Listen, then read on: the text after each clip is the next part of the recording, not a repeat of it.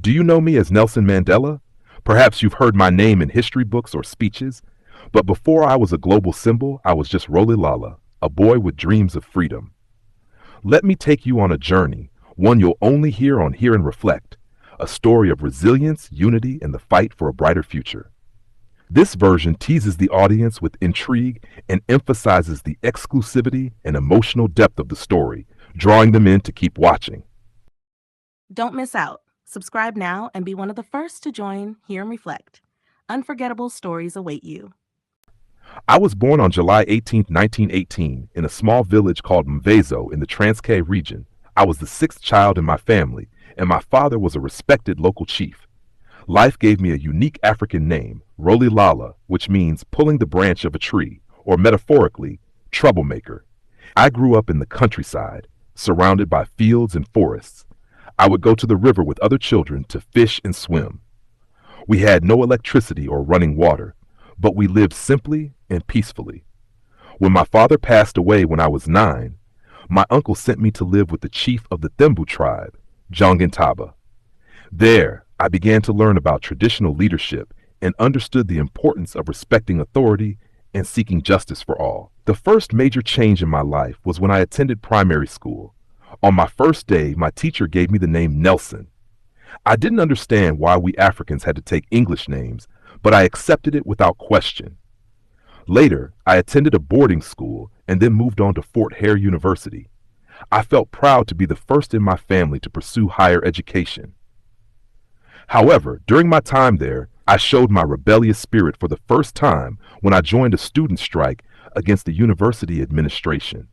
That was my first step on the path of resistance. When I left my village for Johannesburg, I was just a young African man dreaming of a better future. I worked as a night watchman and later as a clerk in a law firm. While working, I studied law and realized how laws were being used to oppress black people. In Johannesburg, I met people who shared my thoughts. There, I joined the African National Congress, ANC, which was fighting against the apartheid regime. I also met Walter Sisulu and Oliver Tambo, who became my closest friends and comrades in the struggle. Together, we dreamed of a unified South Africa, where people would not be judged by the color of their skin. We realized peaceful resistance might not be enough. In 1944, I helped establish the ANC Youth League, and we began organizing marches and protests against the system. I believed that change would only come if we were willing to risk everything. After the Sharpeville massacre in 1960, everything changed. Dozens of unarmed black protesters were killed by police simply for demonstrating against the past laws. At that moment, I realized peaceful resistance alone was not enough. We founded an armed wing called Umkhonto-we-Sizwe, Spear of the Nation.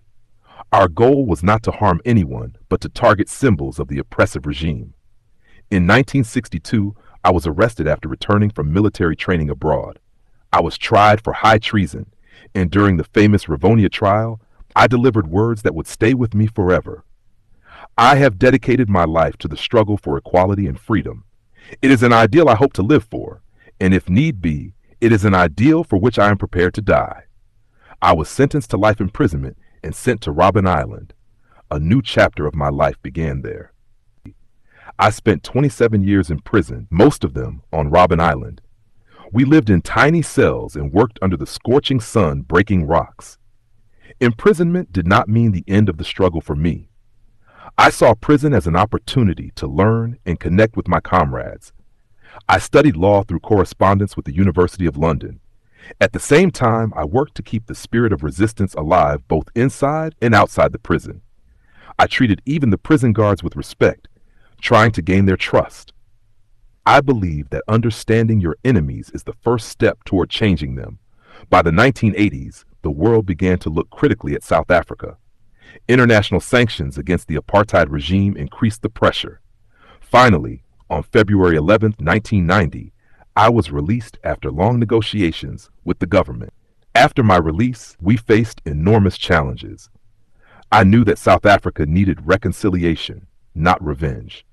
I led difficult negotiations with the apartheid government, and we succeeded in dismantling the oppressive system. In 1994, I became South Africa's first black president. It was a historic moment, but it was just the beginning of hard work to build a unified nation. I established the Truth and Reconciliation Commission to confront the past without vengeance and to give everyone a chance to heal. In 1999, I decided not to run for a second term as president. I wanted to set an example of a leader who willingly steps down from power. It was time to pass the leadership to the next generation. My story is not just mine.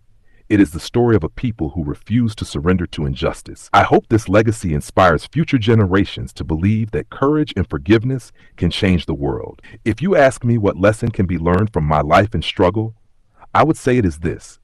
The road to freedom is never easy. It is paved with hardship, pain, and sacrifice. But it is only through perseverance, patience, and the unwavering belief in justice that we can overcome even the greatest of challenges. I spent 27 years in prison, not as a man beaten by the system, but as a man determined to rise above it. In those years, I learned that true freedom is not only about the absence of chains, but the ability to live with dignity, respect, and equality. In the fight for justice, we must not be consumed by hatred or revenge. Revenge only perpetuates the cycle of suffering. The greatest strength comes from forgiveness, understanding that our adversaries are also victims of a broken system. By embracing forgiveness, we create space for reconciliation and healing. My life has shown me that no matter the darkness we face, we must always hold on to hope. Hope is the fuel that sustains us in our most difficult times. And while the journey may be long, the light at the end is worth every step. Remember, no one is born to be a leader. We become leaders when we choose to serve others, when we dedicate ourselves to the well-being of our communities. Leadership is not about power, it is about uplifting those around you. The most important lesson I can leave is this. Never stop fighting for what is right. Stand firm in your beliefs, even when the world seems against you.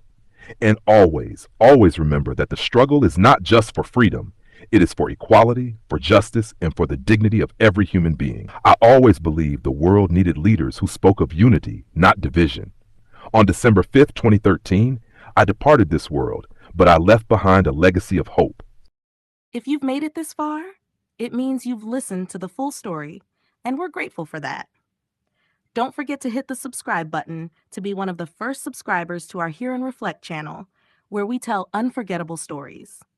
Hit like and share your thoughts in the comments. Our journey has just begun, and your presence makes it special.